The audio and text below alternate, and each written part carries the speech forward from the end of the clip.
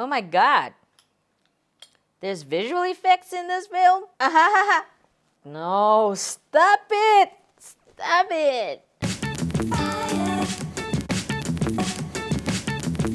What's up, fam? Welcome to the J Talks channel. I'm Jay. If it's your first time here, welcome. If you're back again, welcome back. So today we got a cult classic, another cult classic. You may have heard it from many top 10 lists. More like bottom 10 lists. This one is Birdemic Shock and Terror. 2019, no, I'm lying. 2010 cult classic. Reason why it's a cult classic is because of its horrible CGI, horrible acting, horrible plot, horrible everything. This was released in 2010. It's an hour and 45 minutes long. Horror/thriller. A horde of mutated birds descends upon the quiet town of Half Moon Bay. With the death toll rising, two citizens manage to fight back. But will they survive the Birdemic?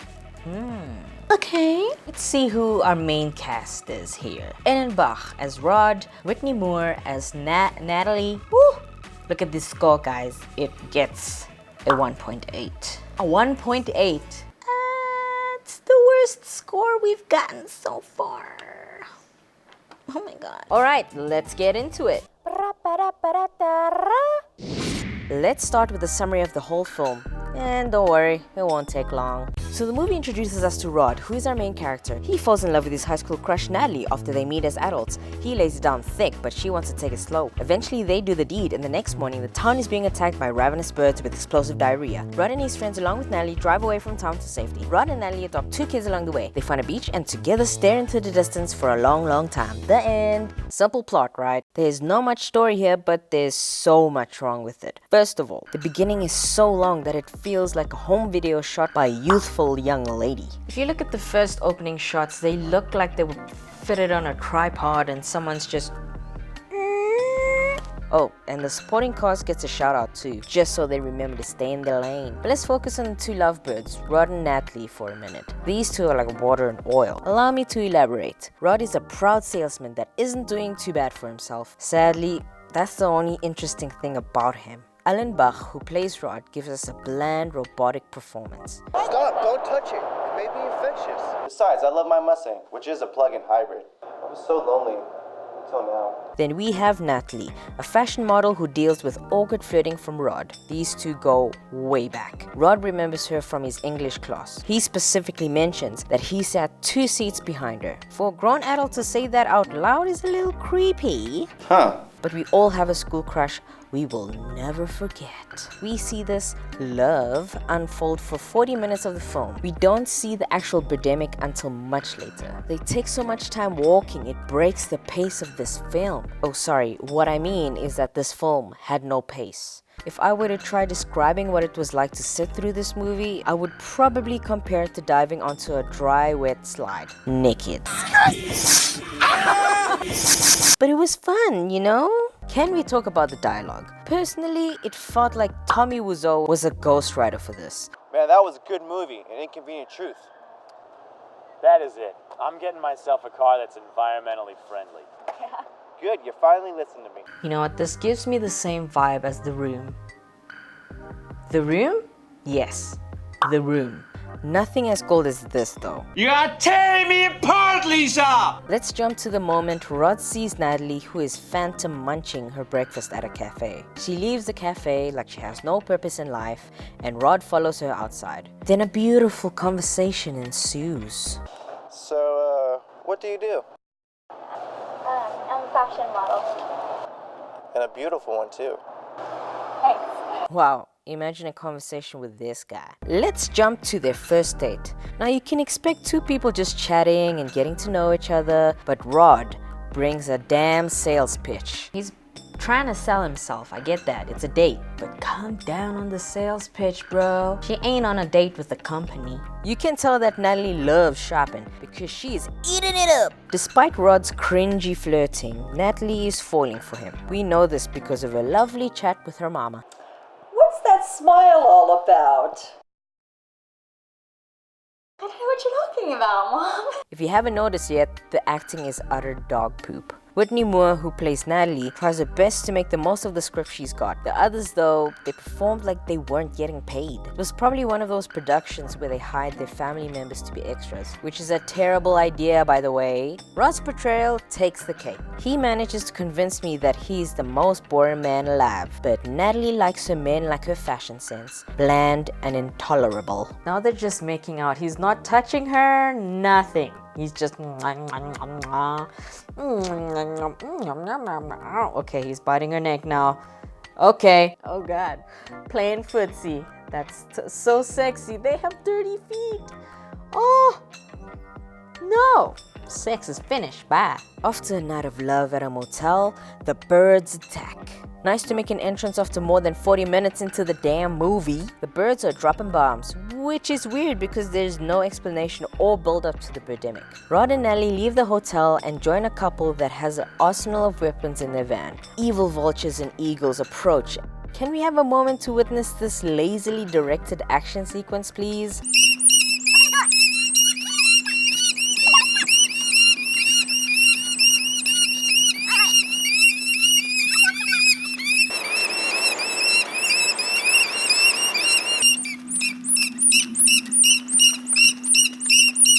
Where the Oscars at? They escape and drive with no destination in mind. While on their drive, they encounter two parked vehicles on the side of the road. Rod briefs us on the situation.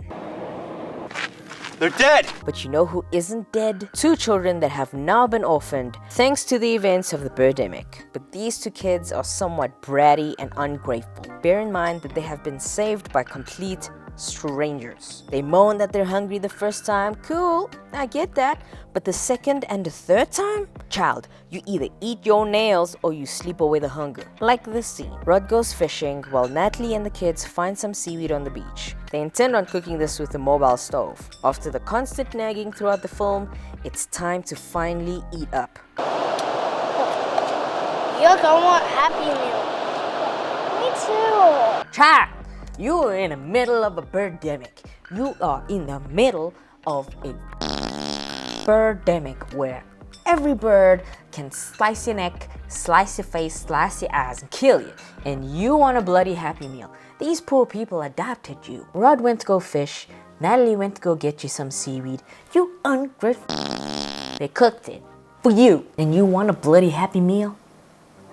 Kids, man. This is why I don't want kids right now. Anyway, after kidnapping these two kiddos, they drive on and encounter a stationary double-decker bus with people inside. Now this scene is absolutely hilarious. Ramsey, the ex-Marine with a gun, runs in to save them. Thing is, those people are much safer in the bus, and where the hell are they going to put all these people? These people don't want to be saved, clearly.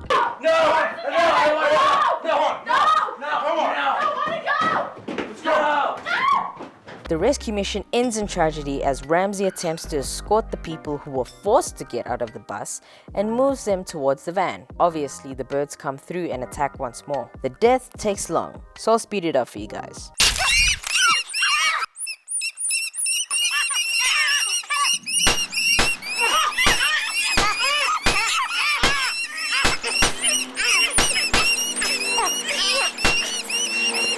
So that rescue mission was actually a death wish. Thanks for nothing, Rod and Ramsey. Let's address the CGI. What the hell is this? These birds look like they were part of a student animation project, and the noises they make is terrifying in itself.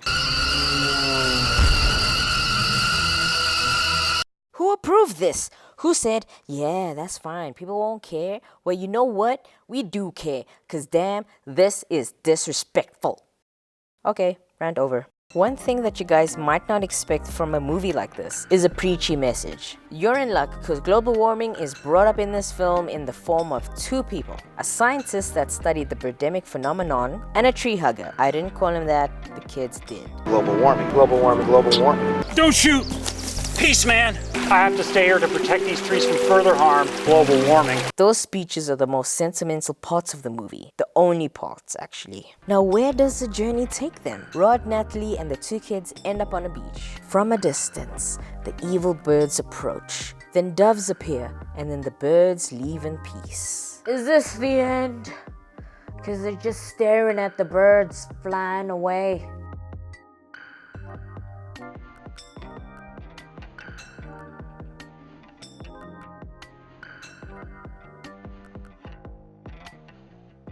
The end. Okay, cool. So that is the end of Birdemic, a supposed horror thriller. Oh my god. Oh my god. I can't describe it. The laughable dialogue. People don't talk like this in real life. The way the whole film is set up, the way it was shot, the way it was edited, it's almost like everything that unfolds isn't part of the story, so they sort of just went along with what they had in the script. So they were like, oh, love story, let's make that 45 minutes of the film. Then all of a sudden the Birdemic happens, and then we don't know what to do. They'll drive to nowhere, because apparently that's what people do in situations like that. They drive to nowhere. This is not Walking Dead, honeys. I'm not gonna lie, I really enjoyed this film. I enjoyed it more than Jurassic Galaxy, enjoyed it more than Inappropriate Comedy. As crap as this one is in terms of editing, acting, dialogue, CGI, it was actually a lot of fun. I would say this and Sharknado, I completely understand why these are cult classics. They are great, but they are so bad. So give it a watch as soon as you find it. You're not gonna regret it. You'll waste your time though, but you're not gonna regret it. Cool guys, I appreciate you guys so much. Thank you so much for the support, guys. I'm gonna keep posting for you. If you like this video and you want more content from me, give that a like, give that a subscribe, click the bell so you will never miss an upload. I'll see you in the next review. Keep it real.